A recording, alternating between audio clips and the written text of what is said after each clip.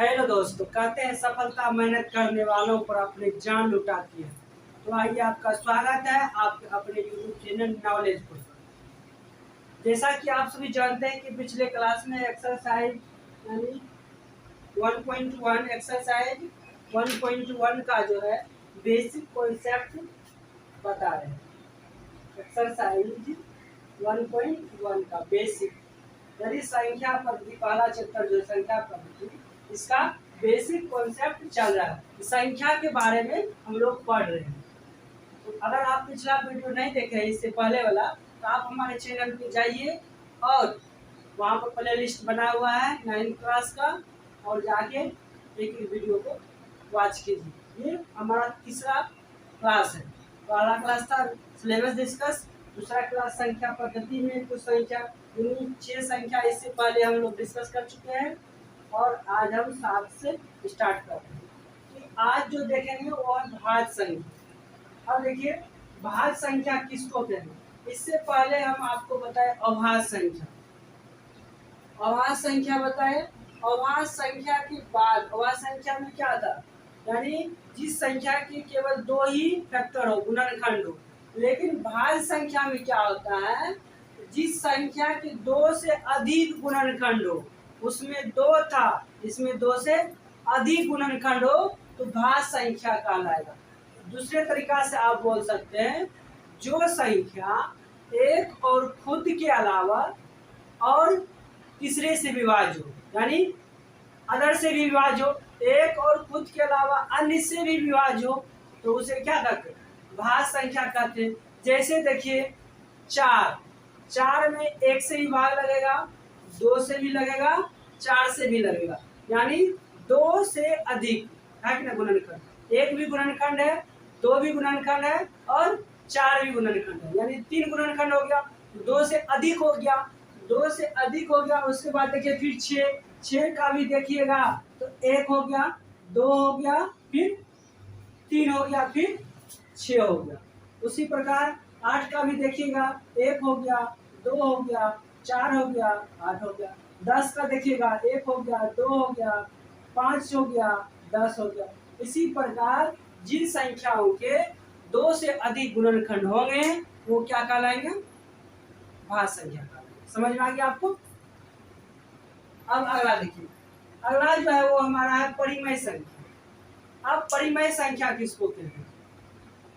अब इसमें एक चीज ध्यान दीजिएगा, इसमें अगर आपको पूछ दे सबसे छोटी भाज्य संख्या कौन सी है, सबसे छोटी भाज्य संख्या कौन सी है, तो आपको ध्यान रखना है कि 4, 1 नहीं है, 2 नहीं है, 3 नहीं है, 4 है।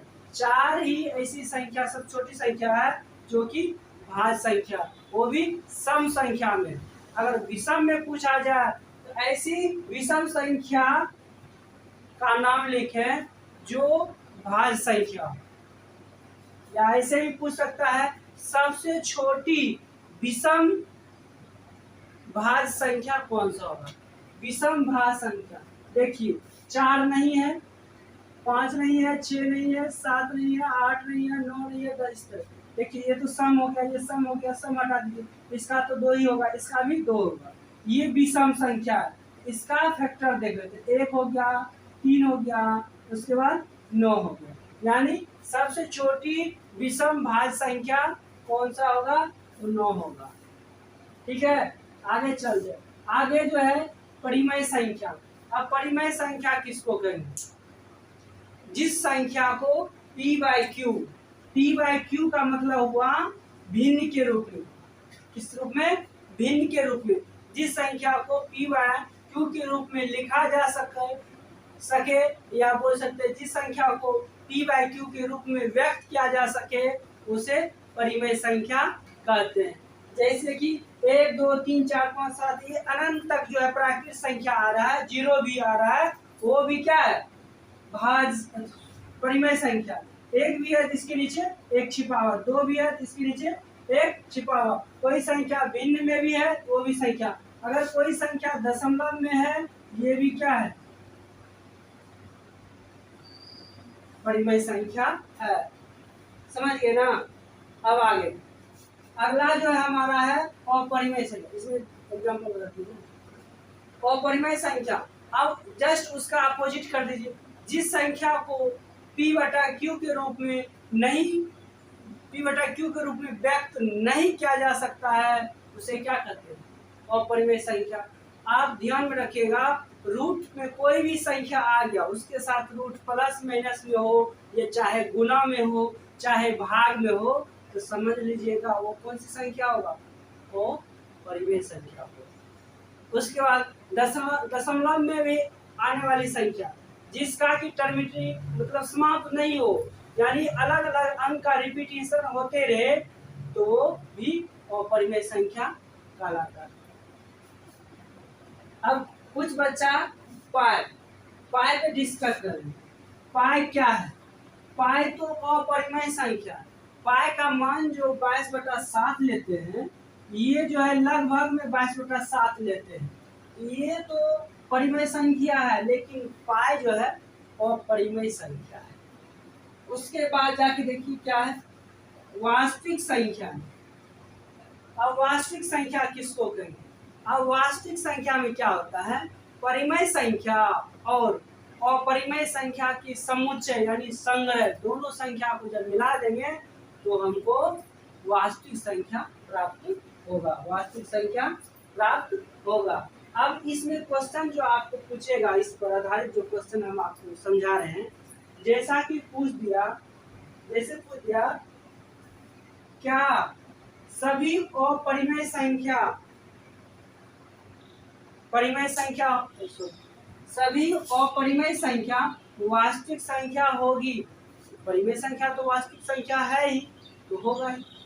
अगर पूछा जाए क्या √2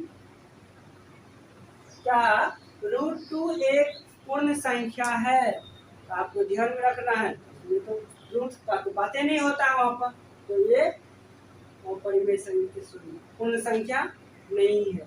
अब इसमें जो कंडीशन आता है परिमेय संख्या का, अब देखिए जैसा कि इसमें पूछता है दशमलव प्रसार शांत होगा कि अशांत होगा। थोड़ा सा आपका समय लेंगे। जैसा कि हमको p/q कोई संख्या दिया हो, ठीक है ना। अब ये इसमें आपको पूछ रहा है कि शांत होगा इसका दशमलव प्रसार कि अशांत होगा, दशमलव प्रसार शांत होगा कि अशांत होगा। अब शांत कब होंगे अशांत कब होंगे? जब इस तरह का संख्या दिया हुआ रहेगा p/q के रूप में, तो हम क्या करेंगे कि p/q है ना, इसका ये नीचे वाला क्या, ये तो अंश हो गया और ये हर हो गया। अंश को कुछ नहीं करना है, इस हर का जो है अभाज्य गुणनखंड करना है, अभाज्य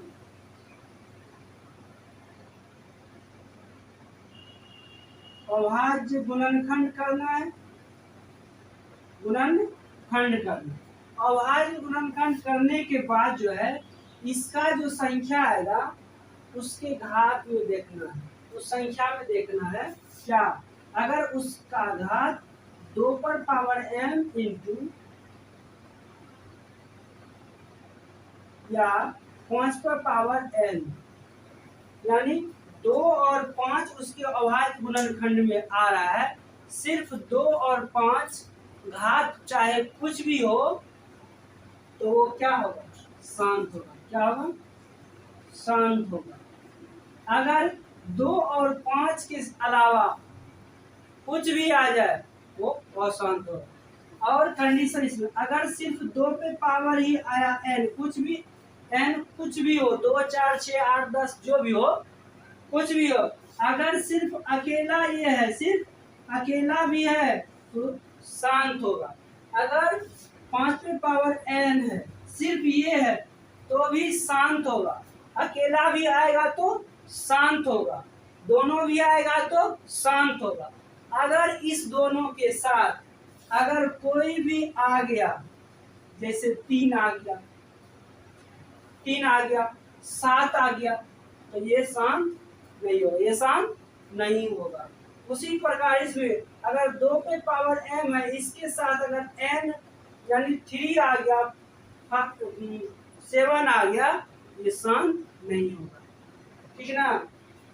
इस चीज को अब अगला क्लास में जो है एक्सरसाइज 1.1 स्टार्ट करेंगे। आपको जो भी संख्या आपको आपके लिए समझने लायक था उन सभी संख्याओं को हमने आपको बता दिया।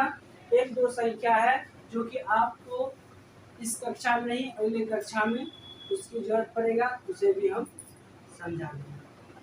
अगर वीडियो आपको अच्छा लगा तो लाइक शेयर कीजिए और वीडियो के लिंक को फेसबुक व्हाट्सएप अपने दोस्तों को शेयर कीजिए, ताकि हमारा जो ये परिवार बन रहा है विशाल हो, बड़ा हो।